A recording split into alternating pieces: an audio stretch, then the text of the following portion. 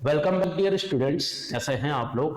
मैं हूं आपका दोस्त होस्ट मेंटर योगेश कुमार और स्वागत करता हूं आपका स्कॉलर स्टडी सेंटर के ऑनलाइन प्लेटफॉर्म पर। दोस्तों, जैसा कि आपको पता है कि जीडी का नोटिफिकेशन आउट हो चुका है और आप जल्दी से जल्दी उन वैकेंसियों को फिल करें जो स्टूडेंट जीडी की तैयारी कर रहे हैं। और आपकी तैयारी में सहयोग देने के लिए स्कॉलर स्टडी सेंटर के माध्यम से हम डे बाई डे रीजनिंग की टॉपिक वाइज आपका प्रैक्टिस है। रीजनिंग में प्रीवियस ईयर क्वेश्चन पेपर जो जीडी में पूछे गए हैं उसमें टॉपिक के बेसिस पर, जैसे कि सबसे पहले हमने टॉपिक देखा था डाइस, उसके बाद हमने देखा क्लॉक, फिगर काउंटिंग हमने बात की थी। तो उसमें हम बैच लेकर आए हैं आपके सामने, रैंक अचीवर बैच, जो स्पेशली टारगेट कर रहा है एसएससी जीडी को। और जो 2023 का जो नोटिफिकेशन आउट हुआ है उसका जो एग्जाम 24 में होगा उसके लिए हम टारगेट लेकर चल रहे हैं और कोशिश कर रहे हैं कि आपके कहीं ना कहीं जीडी में किसी ना किसी तरीके से आपको सिलेक्शन दिला सके। आप अगर सहयोग देते हैं और आप डे बाई डे पढ़ते हैं स्कॉलर स्टडी सेंटर के माध्यम से तो डेफिनेटली आप एक पोस्ट अपने लिए होल्ड जरूर करोगे जीडी के एग्जाम में। चलिए, मैं आज बात करूंगा लॉजिकल वेन डायग्राम की क्लास 2 में। तो जैसा कि हम क्लास 2 में हैं तो इसकी क्लास 1 ऑलरेडी आ चुकी है, आप उसको देख सकते हैं हमारे YouTube चैनल पर। जो प्लेलिस्ट में पड़ी होगी रीजनिंग की जो प्लेलिस्ट है उसमें आपको ये वीडियो मिल जाएगी और वहां से जाकर आप उसको देख सकते हैं। चलिए स्टार्ट करते हैं जहां से हमने जो क्लास 1 को एंड किया था वहीं से, और थोड़ा सा हम दोबारा से एक इसका कंसेप्ट देखते हुए चलेंगे और जिससे कि आने वाले क्वेश्चन को आप सॉल्व सही से कर सके। चलिए स्टार्ट करते हैं पहले क्वेश्चन पर। देखो, जैसे कि हमें सामने क्वेश्चन दिखाई दे रहा है। क्वेश्चन कहता है कि select the diagram which best represent the relationship among educated people, unemployed and teacher. यह टीचर नहीं होगा, एजुकेटेड पीपल, हाँ ठीक है, टीचर्स। तो वह आरेख चुनिए जो शिक्षित लोग, बेरोजगार लोग और अध्यापकों के बीच में संबंध सही निरूपित करता है। देखिए, इस क्वेश्चन को करने का जो तरीका होता है वो क्या होता है, ध्यान दीजिए। जैसे कि जो भी हमें, जैसे यहां एजुकेटेड पीपल दे रखे हैं और हमें क्या दे रखा है, हमें अनएम्प्लॉयड दे रखा है और हमें दे रखा है टीचर। ठीक, तो जो हमें एजुकेटेड पीपल दे रखे हैं, अनएम्प्लॉयड दे रखा है और टीचर दे रखा है, अगर हमें यहां से क्या निकालना हो कि इसका करेक्ट लॉजिकल वेन डायग्राम या करेक्ट डायग्राम निकालना हो, तो उसके लिए मैं बेसिक कंसेप्ट बात कर रहा हूं। हम स्टेप फॉलो करते हैं 2, और पहला स्टेप मतलब पहला चरण क्या कहता है, ध्यान देना। पहला चरण कहता है कि find out the relation between given word। That means जो हमें दिए गए शब्द हैं, दिए गए शब्दों में संबंध निकालना। ठीक, दैट मीन्स दिए गए शब्दों में संबंध स्थापित करना। स्टेप 1 कहता है कि जो हमें यहां जो भी हमें दे रखे हैं, जैसे एजुकेटेड पीपल दे रखा है, अनएम्प्लॉयड दे रखा है और टीचर दे रखा है, तो इनके बीच में हमें क्या निकालना है, रिलेशन निकालना है। अब रिलेशन निकालना है तो दैट मीन्स क्या हो गया कि रिलेशन निकालने के लिए तरीका क्या होता है कि हम एक तरीका लगाते हैं व्हाट, और क्वेश्चन की स्टार्टिंग करते हैं व्हाट से, मतलब क्या। और जब क्या की स्टार्टिंग करते हैं तो वहां से रिजल्ट आते हैं 2 तरीके के, कि जैसे कि मैं पूछूं कि क्या आप आगरा गए, तो अगर आप आगरा गए होंगे तो बोलेंगे कि हाँ मैं आगरा गया, और अगर नहीं गए होंगे तो बोलोगे कि नहीं मैं आगरा नहीं गया।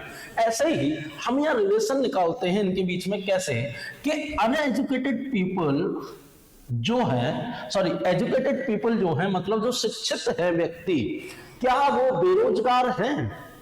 तो अगर हम बात करें कि क्या शिक्षित व्यक्ति बेरोजगार है, तो यहां से आंसर या तो नो में आएगा या कैसे आएगा, यस में आएगा। तो यहां से आंसर आपका किस में आ रहा है कि यस, कि जो एजुकेटेड पीपल हैं, जो शिक्षित व्यक्ति हैं, वो भी बेरोजगार हैं। लेकिन अगर यस की बात करें तो अगर रिलेशन निकलता है तो हम फाइंड आउट करते हैं कि हाउ मैनी, मतलब कितने। तो दूसरा क्वेश्चन स्टार्ट होता है अगर आंसर हां में निकलता है। आंसर कहता है कि हां, कि जो व्यक्ति शिक्षित है वो भी बेरोजगार हैं। तो अगर हम इसको देखें तो कितने, तो दूसरा क्वेश्चन स्टार्ट होगा कि जैसे ही यस में आंसर आएगा तो स्टेप 2 कहता है कि हमें यह निकालना है कि कितने ऐसे शिक्षित व्यक्ति हैं जो बेरोजगार हैं। तो उसको देखने के लिए हम क्या लगाते हैं, हाउ मैनी। अब देखिए हाउ मैनी का आंसर जो निकल के आता है वो 2 में आता है, या तो सभी और या आता है कुछ, मतलब सम। तो ध्यान देना कि अगर हम यहां से देखें कि क्या शिक्षित व्यक्ति जो हैं वो बेरोजगार हैं, तो हां शिक्षित व्यक्ति भी बेरोजगार हैं। लेकिन कितने शिक्षित व्यक्ति बेरोजगार हैं? क्या दुनिया में जितने भी शिक्षित व्यक्ति हैं वो सभी के सभी बेरोजगार हैं? नहीं, वो नहीं है। तो मतलब सभी का आंसर न निकल के क्या निकलेगा, सम का। तो एजुकेटेड पीपल की तरफ से अनएम्प्लॉयड के लिए रिलेशन किसका बना बेटा, सम का रिलेशन बना, हमारा मतलब कुछ का रिलेशन बना। अब क्या एजुकेटेड पर्सन जो है वो टीचर हैं? बिल्कुल, कि जो एजुकेटेड पर्सन है वो क्या होंगे, वो टीचर होंगे। लेकिन कितने, अगर क्वेश्चन आता है कि कितने, तो जरूरी नहीं है कि जितने भी एजुकेटेड पीपल हैं वो क्या हो, टीचर हो। तो आंसर अगेन किसका लगेगा, सम का। ठीक, तो इस एजुकेटेड पीपल की तरफ से टीचर के लिए रिलेशन किसका बना, सम का। अब बात करेंगे क्या टीचर बेरोजगार हैं? तो आंसर आया कि नहीं, टीचर बेरोजगार नहीं है। अगर नो का आंसर आता है तो हमें हाउ मैनी देखने की जरूरत नहीं है। तो फिर हम सेकंड स्टेप पर नहीं जाते, केवल फर्स्ट स्टेप में ही इसका आंसर हम दे देते हैं। तो रिलेशन किसका आया, नो का। और आगे आया क्या जो टीचर जो है वो एजुकेटेड पीपल हैं? बिल्कुल है, कि जो भी टीचर है वो एजुकेटेड ही तो है। अगर वो शिक्षित नहीं होंगे तो क्या वो टीचर होंगे? नहीं, कि शिक्षित नहीं होंगे तो वो क्या नहीं होंगे, टीचर नहीं होंगे। और टीचर हैं तो इसका मतलब क्या है, वो शिक्षित है। तो कितना रिलेशन बना, ऑल, कि हाँ एजुकेटेड जो टीचर जो है वो क्या है, एजुकेटेड पर्सन है। और टीचर अगर एजुकेटेड पर्सन है तो कितने हैं, कि सभी के सभी टीचर क्या है, एजुकेटेड पर्सन है। अब देखिए यहां से रिलेशन क्या निकल के आएगा। अगर हम बात करें कि सभी टीचर क्या है, एजुकेटेड पर्सन, तो पहले आप ऑल वाला रिलेशन बनाएं कि सभी जो टीचर हैं वो क्या है, एजुकेटेड पर्सन। ठीक, कोई भी टीचर क्या नहीं है आपका, वो अनएम्प्लॉयड नहीं है। मतलब अगर वो टीचर है तो मतलब बेरोजगार नहीं है। अब बेरोजगार नहीं है तो जब भी नो का रिलेशन आता है तो जिनके बीच में नो का रिलेशन है उनका डायग्राम अलग अलग बनता है। अब उसके बाद कुछ एजुकेटेड पर्सन ऐसे हैं जो क्या है, बेरोजगार हैं। तो यहां से रिलेशन क्या बना कि एजुकेटेड पर्सन हो गया और ये है क्या, अनएम्प्लॉयड। ठीक, और ये जो डायग्राम है रिप्रेजेंट करता है किस चीज को, कि यहां दिए गए शब्द में based upon relation, based upon logic हमारा क्या डायग्राम निकल के आएगा। तो अगर हम आंसर देखें कि आंसर हमारा क्या होगा, तो यहां से हमारा आंसर कौन सा बनना है कि ए वाला ऑप्शन हमारा क्या हो रहा है, सही हो रहा है। और इस तरीके से 100% हम आंसर निकाल सकते हैं किसी भी क्वेश्चन का। क्लियर हो गया होगा दोस्तों। चलिए जो आज की क्लास में है वो इसको नोट करें और उसके बाद स्टार्ट करते हैं हम दूसरा। देखें,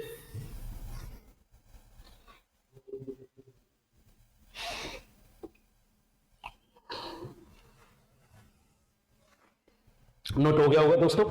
चलिए क्वेश्चन जो था वो ये था कि शिक्षित लोगों, बेरोजगार लोगों और अध्यापकों के बीच में रिलेशन क्या आ जाएगा, फर्स्ट वाला। चलते हैं नेक्स्ट क्वेश्चन पर।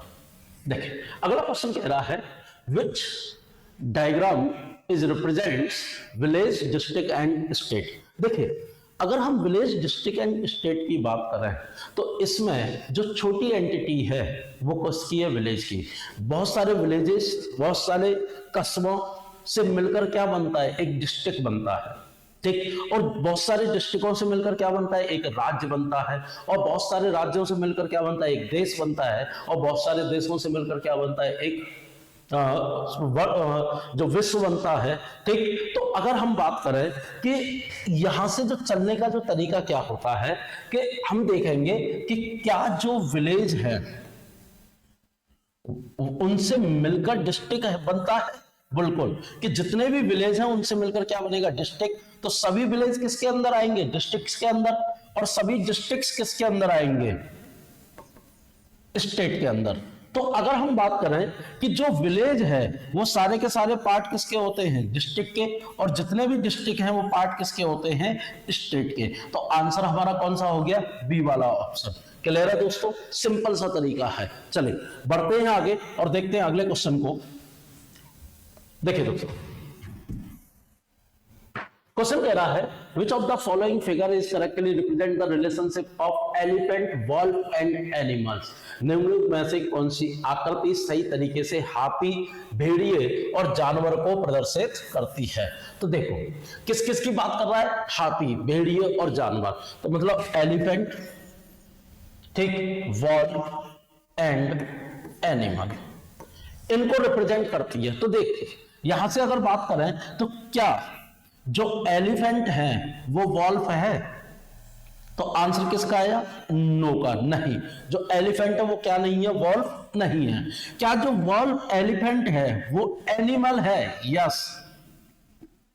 अगर यस का आंसर आया तो हम क्या चेक करते हैं कि कितने एलिफेंट ऐसे हैं जो क्या है, वॉल्फ है, कितने एलिफेंट ऐसे हैं जो क्या है, एनिमल हैं। तो देखिए जितने भी एलिफेंट हैं वो क्या जानवर हैं, बिल्कुल जानवर हैं। तो आंसर किसका है, यस के साथ, ऑल का। देखिए नो का आएगा तो हम वही रख देंगे, लेकिन यस का आंसर निकलेगा तो हमें देखना पड़ेगा कि कितना रिलेशन है। उसके बाद क्या जो वॉल्फ है वो एनिमल है, बिल्कुल। जितने भी भेड़िए हैं वो क्या है, एनिमल है। आंसर आया यस का।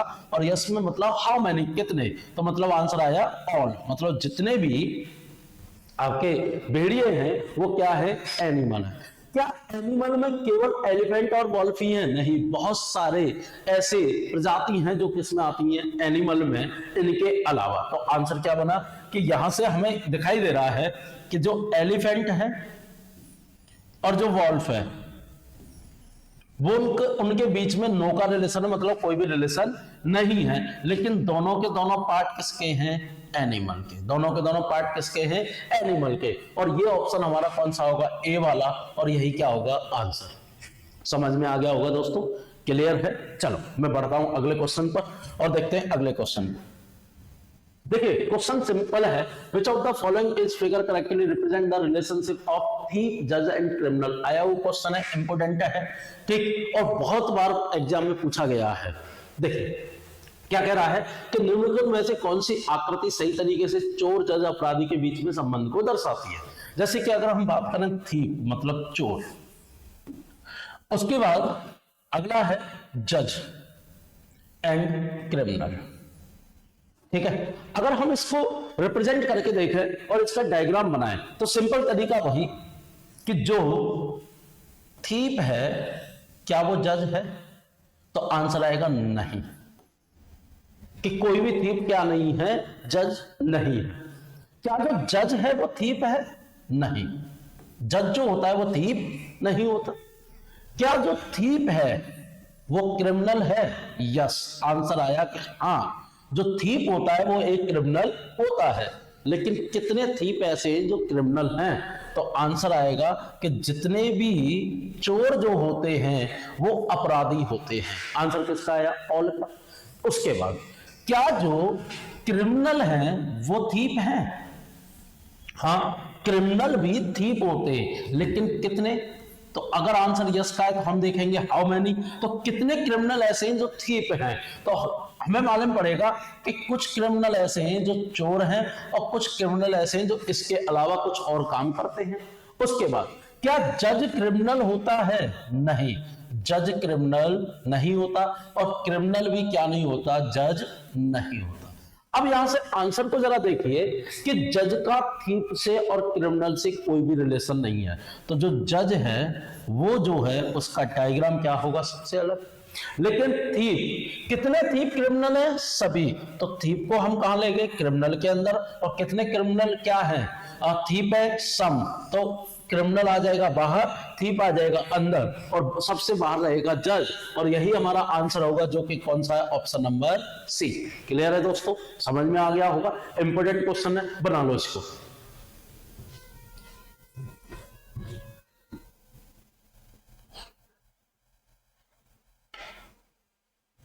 चले बढ़ते हैं आगे और देखते हैं अगले क्वेश्चन को। देखिए क्वेश्चन क्या कह रहा है, निम्न में से कौन सी आकृति भाषाओं फ्रेंच और जर्मन के बीच में संबंध दर्शाती है। तो सिंपल है कि जो फ्रेंच है और जो जर्मन है, ठीक, और जो लैंग्वेज है, फ्रेंच क्या है, एक लैंग्वेज, ठीक, जर्मन क्या है, एक लैंग्वेज, ठीक है। तो क्या फ्रेंच लैंग्वेज है, बिल्कुल है, कितनी है, सभी की सभी, ठीक। क्या फ्रेंच का ऐसा कोई पार्ट है जो लैंग्वेज ना हो, ठीक, या जर्मन का कोई ऐसा पार्ट है जो लैंग्वेज ना हो, तो आंसर क्या होगा, यस। और यस में किसका, ऑल का। जर्मन की तरफ से यस, और यस में किसका, ऑल का। क्या फ्रेंच जो लैंग्वेज है वो जर्मन लैंग्वेज है, नहीं। क्या जर्मन जो लैंग्वेज है वो फ्रेंच लैंग्वेज है, नहीं, ठीक। तो आंसर अगेन क्या आ गया कि जो फ्रेंच है वो जर्मन नहीं है, ठीक। लेकिन फ्रेंच और जर्मन दोनों की दोनों क्या है, लैंग्वेज है, और ऑप्शन कौन सा हो जाएगा, सी। क्लियर है दोस्तों, चलो बढ़ते हैं आगे। इजी क्वेश्चन था।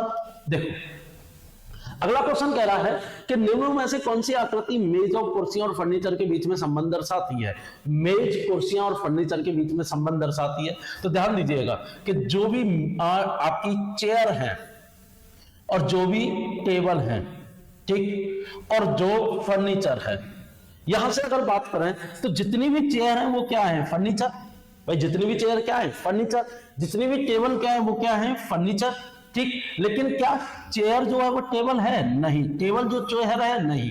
तो यहां से आया ऑल का रिलेशन, यहां से आया ऑल का रिलेशन, और इन दोनों के बीच में कोई भी रिलेशन नहीं है। तो रखने का तरीका कि जैसे कि चेयर और टेबल के बीच में कोई रिलेशन नहीं, और दोनों के दोनों पार्ट किसके हैं, फर्नीचर के। क्लियर है दोस्तों, समझ में आ गया होगा। और ऑप्शन हमारा कौन सा लगेगा, यहाँ डी ऑप्शन हमारा क्या होगा, सही होगा। क्लियर, चले नोट करिए इसको और मैं बढ़ता हूं अगले क्वेश्चन पर।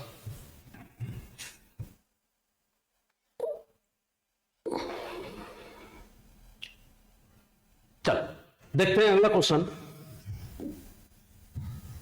क्वेश्चन कह रहा है कि एक क्लब के सदस्यों में कुछ महिला चिकित्सक हैं, निम्न में से कौन सी आकृति ऐसी है जो वकील समर्थन करती है। यहाँ एम सदस्य, एफ महिला और डी चिकित्सक।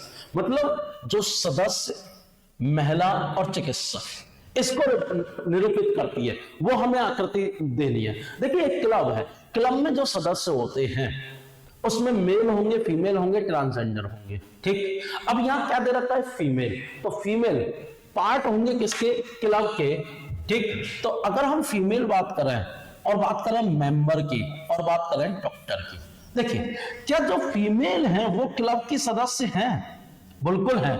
कितनी, अगर सदस्य हैं तो कितनी, क्या दुनिया में जितनी भी फीमेल हैं वो सभी क्लब की सदस्य नहीं। कुछ फीमेल ऐसी हैं जो सदस्य हैं किसकी, क्लब की, ठीक। कुछ फीमेल जो है वो डॉक्टर होती हैं, बिल्कुल होती हैं। कितनी फीमेल ऐसी हैं जो डॉक्टर होती हैं, तो हमें मालूम पड़ेगा कि कुछ फीमेल ऐसी हैं जो डॉक्टर होती हैं। तो आंसर किसका बनेगा, सम का, ठीक। अब क्या डॉक्टर मेंबर होते हैं, बिल्कुल होते हैं। क्या कुछ डॉक्टर ऐसे भी होंगे जो क्लब जाते होंगे और उसके परमानेंट क्या होंगे, मेंबर होंगे। तो दैट मींस आंसर किसका आएगा, सम का,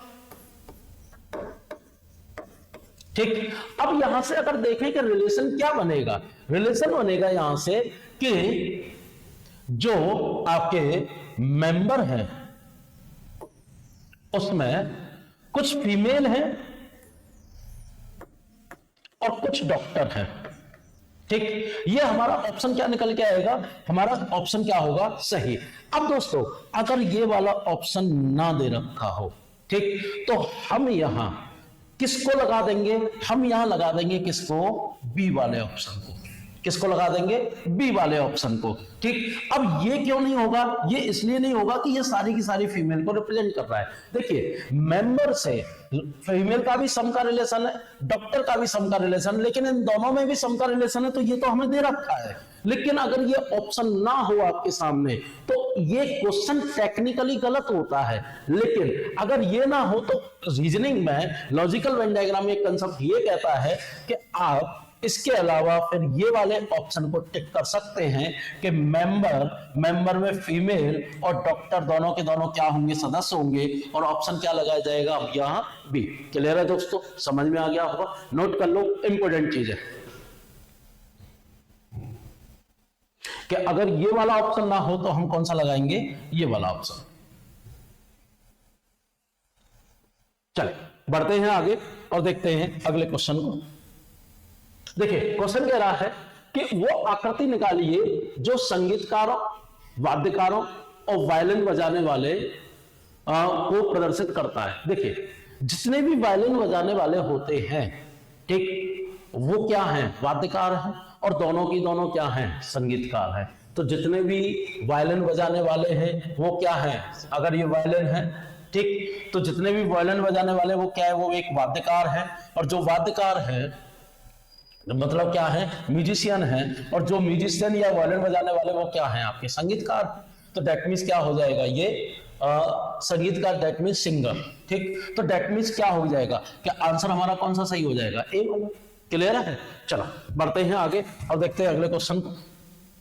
देखिए, अब यहां से हमारा एक पार्ट स्टार्ट होगा, दूसरा। अब ये दूसरा पार्ट क्या है? ध्यान, जैसे कि अब तक हम देख रहे थे जिसमें हमें, देखिए, अब तक हम देख रहे थे जिसमें हमें क्या दे रखा है कि हमें शब्द दे रखे हैं और शब्द के बेसिस पर क्या पूछा गया है? हमारा जो लॉजिकल वेन डायग्राम वो पूछा गया है, जिसको बोलते हैं बेस्ड अपॉन वर्ड्स। और अब हम बात कर रहे हैं इसके सेकंड पार्ट की। और सेकंड पार्ट क्या कहता है? जिसको बोलते हैं बेस्ड अपॉन फिगर। देखिए, दैट मीन्स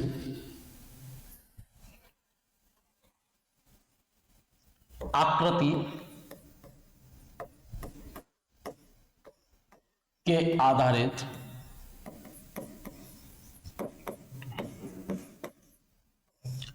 तार्किक वैनालिक। अब ये होता क्या है? जैसे कि हमें एक क्वेश्चन दिया गया, मान लीजिए ये हमारा एक क्वेश्चन है, ठीक, इसमें लिखा हुआ है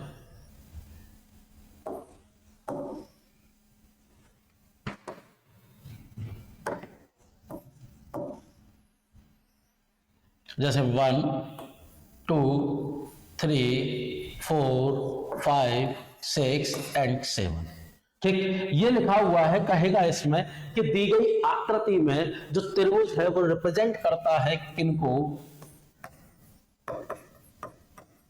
क्रिकेट खेलने वाले खिलाड़ियों को। ठीक, जो क्या खेलते हैं? क्रिकेट। ठीक है, जो आपका सर्किल है वो रिप्रेजेंट करता है किनको?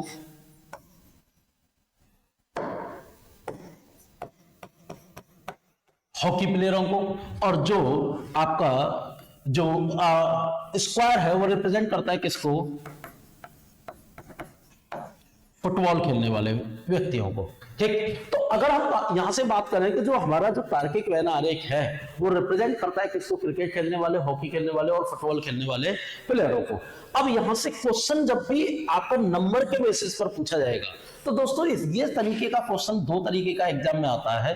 एक आता है किसके बेसिस पर? हाउ मैनी के बेसिस पर।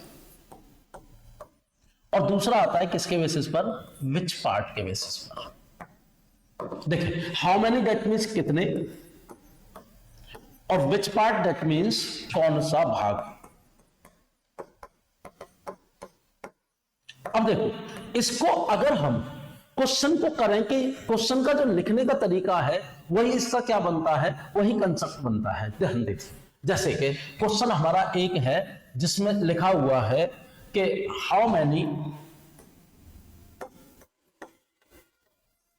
Player are there which play cricket and hockey but not football. ध्यान दीजिए, ऐसे कितने खिलाड़ी हैं जो क्रिकेट और हॉकी खेलते हैं लेकिन फुटबॉल नहीं खेलते। क्वेश्चन किससे स्टार्ट हुआ है? हाउ मेनी से। ऐसे कितने खिलाड़ी हैं जो क्रिकेट और हॉकी खेलते हैं लेकिन फुटबॉल नहीं खेलते। तो यहां जब कभी भी जिनको लेने के लिए कहा जाएगा ना, या जिनके बारे में बात करेगा कि हमें ये प्लेयर चाहिए, ठीक, तो हम उनका क्या देखेंगे? Common part. जैसे कि अगर हम बात करें cricket, hockey and football, cricket खेलने वाले व्यक्ति कौन कौन है? जैसे कि 2, 7, 3 एंड 6, ठीक, ये क्या खेलते हैं? क्रिकेट। अब हॉकी खेलने वाले कौन कौन से हैं? तो हॉकी खेलने वाले 3, उसके बाद 4, 6 एंड 5। अब इन दोनों के बीच का जो कॉमन पार्ट है वो कौन सा है? तो देखिए, हॉकी और क्रिकेट जो दोनों खेलते हैं वो कौन कौन से हैं? तो देखिए, हॉकी और क्रिकेट खेलने वाले कौन से? एक तो 3 है और एक कौन सा है? 6 है, ठीक। तो बाकी जो है हॉकी नहीं खेलते और ये क्या नहीं खेलते? क्रिकेट नहीं खेलते। तो 3 और 6 क्या हो गया? कॉमन। अब इसमें से वो कह रहा है कि जब फुटबॉल ना खेलते हो तो फुटबॉल कौन नहीं खेलता? तो फुटबॉल खेलने वाला कौन सा इन दोनों में से? तो वो 3 जो है वो फुटबॉल भी खेलता है, इसको हम नहीं लेंगे। लेकिन 6 है वो फुटबॉल खेलता है और ये फुटबॉल नहीं खेलता। तो दैट मींस वो कह रहा है कि जो फुटबॉल नहीं खेलता हो, तो ऑप्शन क्या आ जाएगा कि 6 पर्सन ऐसे हैं, 6 व्यक्ति ऐसे हैं जो आपके क्रिकेट और हॉकी तो खेलते हैं लेकिन क्या नहीं खेलते? वो फुटबॉल नहीं खेलते। अब यही क्वेश्चन विच पार्ट का होता? किसका होता? विच पार्ट का, मतलब कौन सा भाग। तो क्वेश्चन की लैंग्वेज होती कि बताइए कि दिए गए तार्किक वैन आरेख में वह कौन सा भाग है जो रिप्रेजेंट करता है क्रिकेट और हॉकी खेलने वाले खिलाड़ियों को लेकिन वो फुटबॉल ना खेलते हों। तो यहां ये 6 व्यक्ति लिखे गए, वहां लिखा होता कि छठवां भाग जो है वो रिप्रेजेंट करता है, मतलब 6 पार्ट किनको? क्रिकेट और हॉकी खेलने वाले व्यक्तियों को, लेकिन वो क्या नहीं खेलते? वो फुटबॉल नहीं खेलते। क्लियर हो गया दोस्तों? तो विच पार्ट और हाउ मैनी में ये होता है कि वहां टोटल कैंडिडेट होते हैं, और विच पार्ट में क्या होता है कि वहां क्या होता है कि वो भाग होता है, वो पार्ट होता है। कैसे? अगर मैं हाउ मैनी से कहूं कि 7 व्यक्ति ऐसे हैं जो केवल क्रिकेट खेलते हैं, 6 व्यक्ति ऐसे हैं जो क्रिकेट और हॉकी दोनों खेलते हैं, ठीक, 5 व्यक्ति ऐसे हैं जो केवल हॉकी खेलते हैं, 4 व्यक्ति ऐसे हैं जो फुटबॉल और हॉकी खेलते हैं लेकिन क्या नहीं खेलते? क्रिकेट नहीं खेलते, 2 व्यक्ति ऐसे हैं जो फुटबॉल और क्रिकेट खेलते हैं लेकिन हॉकी नहीं खेलते, 1 व्यक्ति ऐसा है जो केवल फुटबॉल खेलता है, 3 व्यक्ति ऐसे हैं जो सभी गेम खेलते हैं, तीनों के तीनों। अब अगर इसी को हम विच पार्ट की बात करें तो 7वां भाग रिप्रेजेंट करता है केवल क्रिकेट खेलने वाले को, 6वां भाग रिप्रेजेंट करता है क्रिकेट और हॉकी खेलने वाले को लेकिन फुटबॉल खेलने वाले को नहीं, 5वां भाग रिप्रेजेंट करता है केवल हॉकी खेलने वाले को। बस इतना अंतर आ जाता है। अब इसमें होता क्या है कि मान लीजिए कि जिसके बारे में अगर नहीं कहा गया, अगर ये क्वेश्चन कहता कि बट नॉट को हम यहां से खत्म कर देते, क्या कहता क्वेश्चन? देखिए मैं इसको हटाता हूं, आप एक काम करिए, पहले इसको नोट करिए और उसके बाद फिर मैं इस चीज को बताता हूं।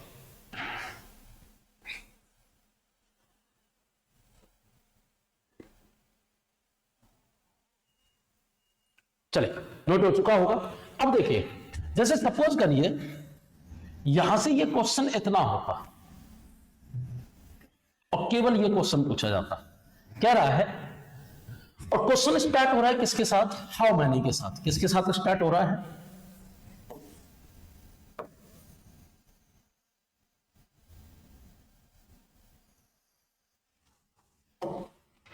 क्वेश्चन कह रहा है हाउ मैनी,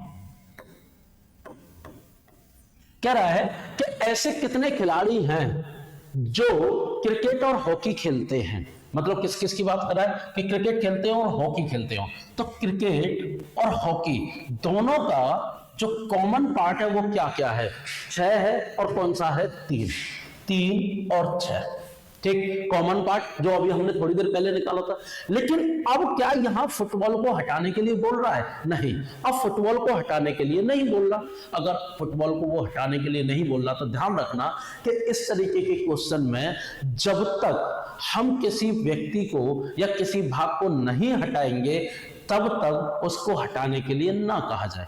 अब देखिए, ये जो क्रिकेट भी खेलते हैं, हॉकी भी खेलते हैं, ये क्रिकेट और हॉकी भी खेलते हैं, है ना। लेकिन जो 3 है वो साथ के साथ कौन और खेलता है? फुटबॉल। हमें क्या चाहिए? जो क्रिकेट और हॉकी, और क्रिकेट और हॉकी दोनों में कॉमन मिल रहा है या नहीं मिल रहा? बिल्कुल। तो आंसर हमारा क्या होगा? तो अब देखेंगे क्वेश्चन किससे स्टार्ट हो रहा है? हाउ मैनी से। तो दूसरा अंतर हाउ मैनी और विच पार्ट में क्या है कि जब कभी भी आंसर 1 से ज्यादा बार आए, जैसे कि 3 भी आ रहा है और 6 आ रहा है, तो अगर क्वेश्चन हाउ मैनी का है तो हम क्या कर देंगे? इनको जोड़ देंगे आपस में। 3 और 6 मिलकर कितना हो गया? 9। और अगर क्वेश्चन यही विच पार्ट का है, मतलब हाउ मैनी मतलब कितने का है, और विच पार्ट मतलब कौन सा भाग, तो हम क्या करेंगे कि लिखेंगे 3rd and 6th पार्ट, मतलब तीसरा और 6वां भाग। क्लियर हो गया दोस्तों? और ये इसका क्या निकल के आ जाएगा? आंसर निकल के आ जाएगा। और बस इतना अंतर होता है हाउ मैनी और विच पार्ट में। और उसके बाद जो भी क्वेश्चन होता है हम उसको अगर हटाने के लिए कहा जा रहा है तो उसको हटाएंगे, नहीं कहा जा रहा तो केवल जिनको सॉल्व करने के लिए कह रहा है या जिनको लेने के लिए कह रहा है केवल उनको लेकर चलेंगे। तब तक हटाने के लिए ना कहा जाए तब तक हम किसी भी भाग को यहां से हटाते नहीं। क्लियर हो गया होगा? चलिए नोट करिए और उसके बाद बढ़ता हूं मैं क्वेश्चन पर।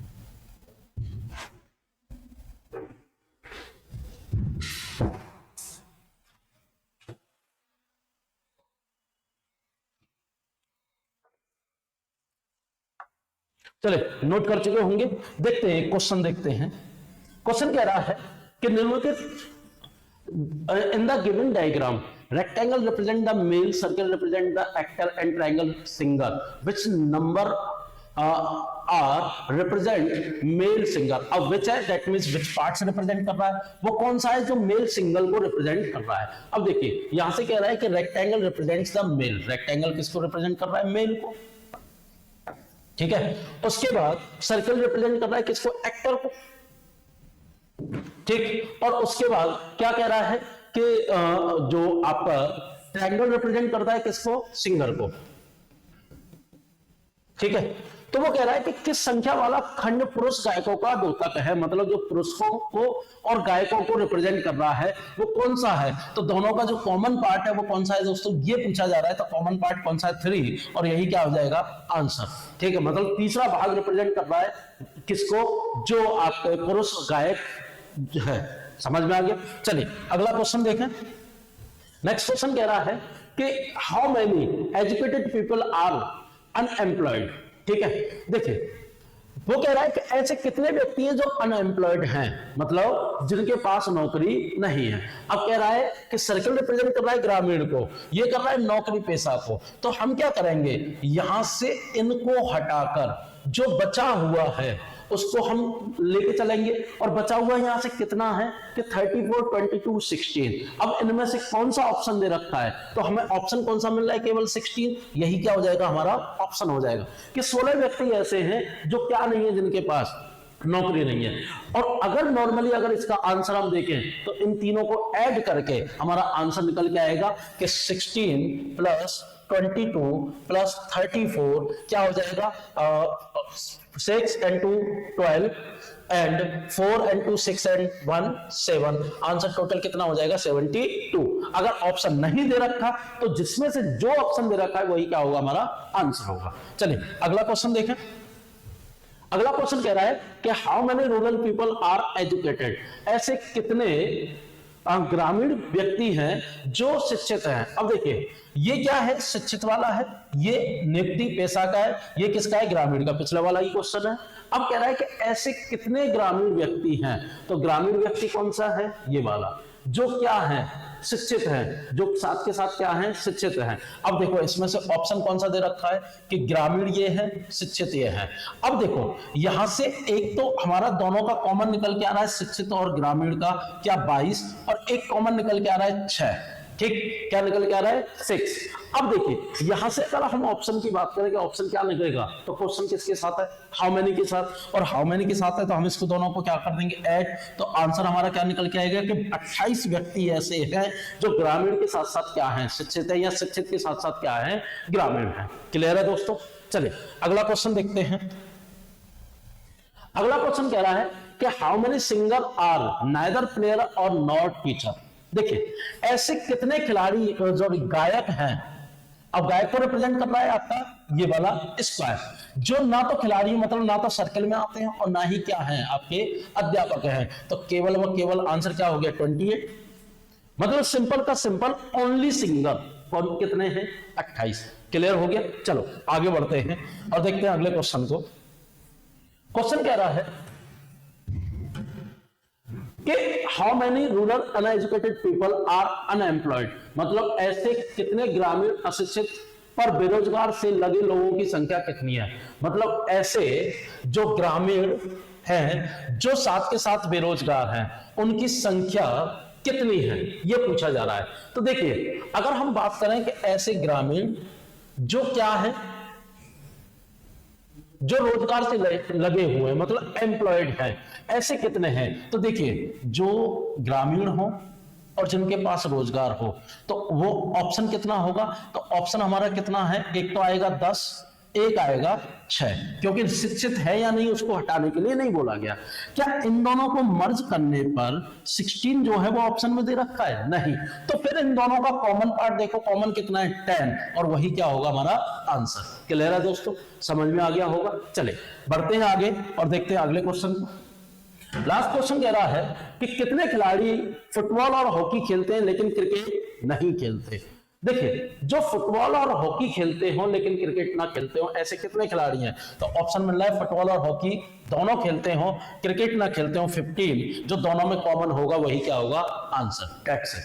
बहुत इजी पार्ट है लॉजिकल वेन डायग्राम का, और परेशान होने की जरूरत नहीं है, आसानी से इसके क्वेश्चन निकल कर आते हैं। चलिए बढ़ते हैं नेक्स्ट क्वेश्चन पर। तो दोस्तों ये थी हमारी आज की वीडियो जिसमें हमने 2 पार्ट सीखे।